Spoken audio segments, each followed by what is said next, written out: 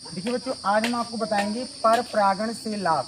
पर परागण से लाभ, तो पर परागण के निम्नवत लाभ होते हैं। पर परागण के क्या होते हैं? निम्नवत लाभ होते हैं। देखिए नंबर 1 को बताया गया है, पर परागण से बीजों की नई नई अधिक उन्नत जातियां उत्पन्न होती हैं। मतलब पर परागण क्रिया से बीजों की जो है नई नई अधिक उन्नत जातियां उत्पन्न होती हैं। मतलब नई नई तरीके से नई नई प्रकार की उन्नत जातियां क्या होती हैं?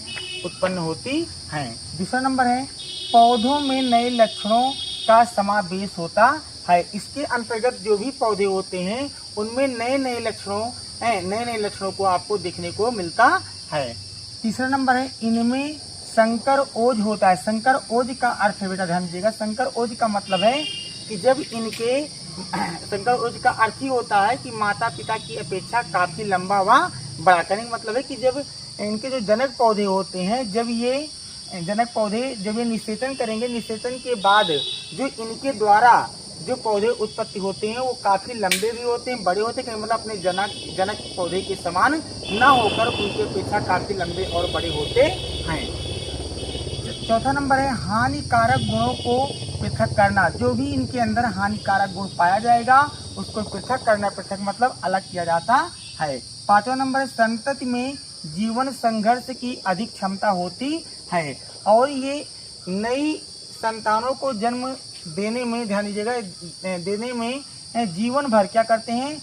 अधिक मात्रा में क्या करते हैं? संघर्ष करते रहते हैं। छठवां नंबर है, इनसे रोग प्रतिरोधी पादपों की उत्पत्ति हो सकती है। इससे रोग प्रतिरोधी पादपों की उत्पत्ति हो सकती है।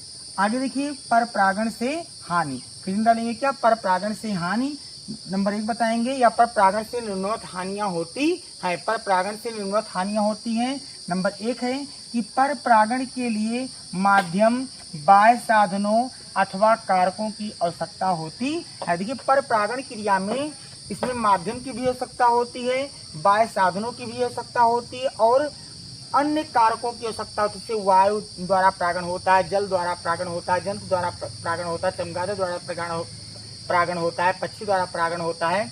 तो इसीलिए यहाँ पर जो है मतलब अन्य माध्यमों की क्या होती है? आवश्यकता होती है। दूसरा नंबर है, परागण बहुत मात्रा में बनते हैं। परागण तो बहुत मात्रा में बनते। दूसरा नंबर, परागकण बहुत मात्रा में बनते हैं। परागकण बहुत मात्रा में बनते हैं जो व्यर्थ हो जाते हैं। देखिए, इनका जो परागकण होते हैं, परागकण तो बहुत ही मात्रा में बनते हैं। परागकण क्या होता है बेटा? बहुत मात्रा में बनते हैं, लेकिन जो क्या होते हैं? व्यर्थ हो जाते हैं। व्यर्थ मतलब बेकार, बर्बाद हो जाते हैं। और तीसरा नंबर है, पर परागित पौधे सदैव संकर मतलब जिसको कहते हो हाइब्रिड, मिश्रित भी कह सकते हो, हाइब्रिड होते हैं। चौथा नंबर है, जाति की शुद्धता नहीं रह पाती। इसकी जात की शुद्धता नहीं रह पाती है। और पांचवा नंबर है, मकरंद की आवश्यकता नहीं होती है। मकरंद की आवश्यकता नहीं होती है। आप लोग जान रहे हो, जो मधुमक्खियां हैं, तितलियां हैं, ये क्या करती हैं? फूलों को, रसों को चूस कर मीठे रसों को जो एकत्र करती हैं उसी को क्या कहा जाता है बेटा? मकरंद कहा जाता है। तो आप लोगों से मैं आशा करता हूं कि आप हमारे वीडियो को लाइक कीजिए, शेयर कीजिए और सब्सक्राइब कीजिए।